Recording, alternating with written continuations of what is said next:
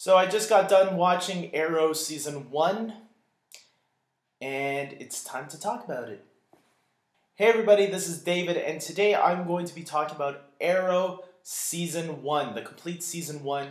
Like I said, I just went back and rewatched the entire season, because why not? It's fun to revisit seasons of some of our favorite shows. And now that I rewatched it, and because I didn't review any episodes, I only started last year with season 3. I thought it would be cool to talk about the entire season 1, what I thought of it. So let's begin. So first of all, going back on this series, it's funny how much this series has changed today than it was back then. This show was definitely grounded in realism. It definitely was inspired by the Dark Knight trilogy, if you will. Specifically, Batman Begins and The Dark Knight. You can feel tones of that sinking into this series. I really love Stephen Amell's take on Green Arrow. I remember when this show first started, it came like a couple years after Smallville ended, which ended in 2011. This one started in fall 2012.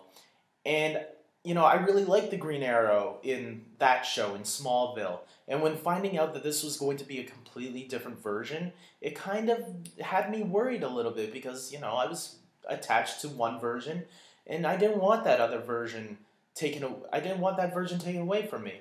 That's when I started understanding there's always going to be different versions of these characters, and you just have to be open to what the producers are bringing to us this time. This version of Oliver Queen is definitely more darker than this version we've seen on Smallville. And I like it. I like the Bruce Wayne, Batman type of angle to it, because if you really go back and look at the comics of Green Arrow was always a copycat Batman. But the idea of the show, just like Smallville, was to see the evolution of Green Arrow. So in Season 1, he is not the Green Arrow that he is in the comics, but we would see him grow into that character as the series moves forward. As for the supporting characters, he has a great cast of supporting characters with him. And going back on Season 1, there's a couple characters today that are no longer with the show because either their character was killed off or written off. Like Walter Steele was a really cool character. I really liked him and I hope to see him back one day. I also really loved Moira. Moira, I remember how great of a character this was and how conflicted she was as a character. Was she bad? That's what we started thinking at first, and then when more things were revealed, you realize, oh, she's not bad, but she's being in a situation where she has no control over, and she's just trying to protect her kids. And it brings such layers to her that, you realize, man, why did they kill her off? We also have Tommy, and, Tommy was a great character also. He was sort of in this love triangle relationship with Oliver, who was in a relationship with Laurel. And speaking of Laurel, I gotta say, how much Laurel is actually... How did this character start off pretty good and then went to the direction she did in Season 2 and 3? It makes me wonder what the writers were thinking after Season 1 ended, because she was a pretty good character in Season 1. I liked her in Season 1. We also got the relationship between Thea and Roy, which was good at the time. I don't remember thinking too much of it at the time, but I remember thinking it was good. Those two characters were good. Also, the flashbacks were a lot of fun to watch, especially when the flashbacks really tied in to the present day. They would sort of have similar ramifications going on the island and the present day scenes, which was really well done. It showed how great the flashbacks were back in the earlier seasons. Now today, Season 3 really dropped the ball in the flashbacks, and Season 4 seems to kind of be getting them to be interesting again. But yeah, Season 1 definitely had some really strong flashbacks, especially with the bad guy on the island. But Slade was also on the island, and Shadow and her father. These were some great characters that really made the island scenes really interesting and really stood out from the show. I really loved the villain in this season, obviously Malcolm Merlyn, who's still around in the show today. How did he survive? Who the hell knows? Obviously, that was a huge retcon when they brought him back. But for what it was worth, I think he is such a great character that I think they realized it was a mistake trying to kill him off in Season 1. That's why they said, okay, actually, he didn't die. Because, yeah, you gotta love John Barrowman as that character. He's so awesome.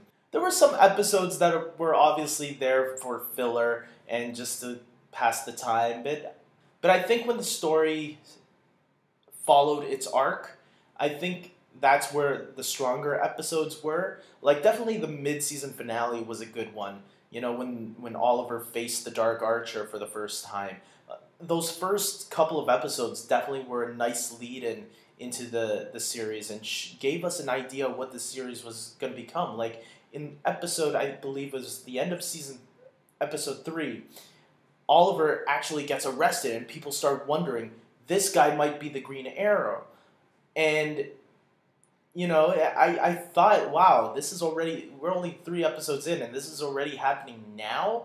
Like, it shows how smart the writers are, because the writers thought to themselves, as fans, like, okay, this is when people, you know, they don't hold back anything. They don't wait. They say, we're fans and we want to see what the fans want to see. We want to see things happen a little bit more quickly. Unlike Smallville, which dragged a lot of things and should have developed certain situations a lot more faster, this series really didn't hold back. They gave us everything they wanted to see as well. With all that being said, guys, I am giving Arrow Season 1 an 8 out of 10. It really definitely was a very strong season and a great start to what has, you know, is still on the air today and has spun off some great spin-off series. And if you are not a fan of Arrow, if you've seen like episodes in Season 3 or 4, go back to Season 1 and you'll understand why people loved Arrow when it originally began and are hoping for that comeback, you know? I think Season 4 is definitely trying to...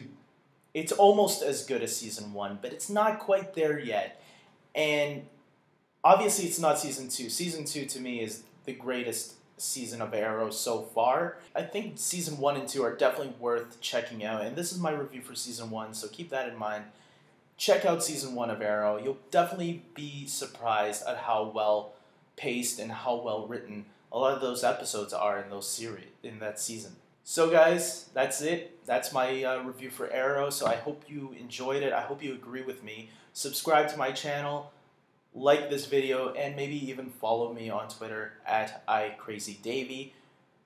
And until next time, take care.